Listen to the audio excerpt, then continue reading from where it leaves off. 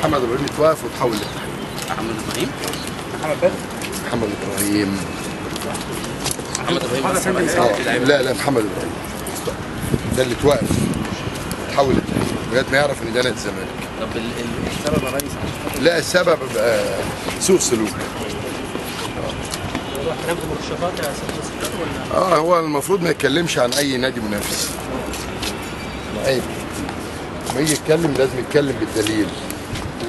تيجي النهارده لما جيت اتكلمت عن شريف حبيب وقلت بيهدر مال عام، قلت انا عرضت 3 مليون ونص وهو وافق على 2 مليون، ده واقعه.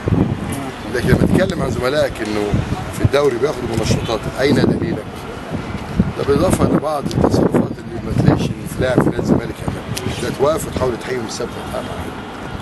لكن من الناحيه الفنيه احنا طبعا زي ما قلت قبل كده التعاقد بنحترمه ومش هيمشي احمد حسام الا اذا هو تقدم الزمالك. طب ممكن رساله لجمهور الزمالك شاف حضرتك المرحله الجايه ازاي وهم بعد ده للاسف بقى الدوري؟ طب احنا جينا على الفريق ده والجهاز ده. لا احنا ما بنقولكوش اللون طبعا. احنا اشترينا 13 لاعب، اول لاعب عاملين له مؤتمر صحفي ان شاء الله يوم السبت ايمن حفيظ. مبروك. والحد خالد قمر والاثنين هنفوت عشان في ماتش، الثلاث اعتقد يعني كل يوم كده يوميا في مؤتمر بلاعب كده عشان جماهير الزمالك تفرح، وكل اللعيبه اللي احنا اتكلمنا عنها زمان وقال لك دي احلام ما حصلش طلعت صفقات حقيقيه وخلصناها الحمد لله. بطولة كاس مصر يا ريس حضرتك شايفها ازاي؟ فرصتنا في بطولة كاس مصر ان شاء الله بنشوف دي رياضه، توفيق من ربنا او عدم توفيق.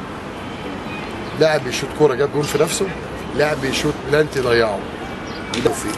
فلكن احنا بندعم الجهاز واقفين ورا الجهاز. شفت المقاولين العرب رجعت تشتغل تاني.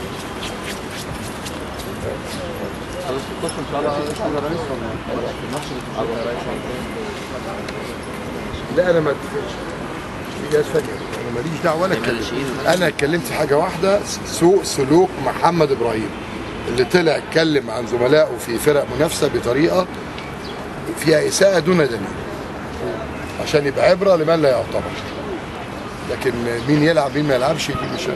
حضرتك منحت فرصه لميدو لنهايه الموسم، كلام عن حسام حسن، كلام عن فييرا، حقيقه الكلام ده يا ريس صباح؟ والله حسام حسن مدير فني كبير جدا وهو مرتبط بعقد في الاردن، وفييرا انا ما اعرفش هو فين دلوقتي، اعتقد في الكويت. يعني اعتقد في الكويت، لكن انا مش هتكلم مع مدرب وعندي مدرب دفاع. طب يا فندم حضرتك امبارح مع الاتحاد المبروك قلت انه ميدو استفاد ان هو عنده شعور لا انا كلامي كان واضح.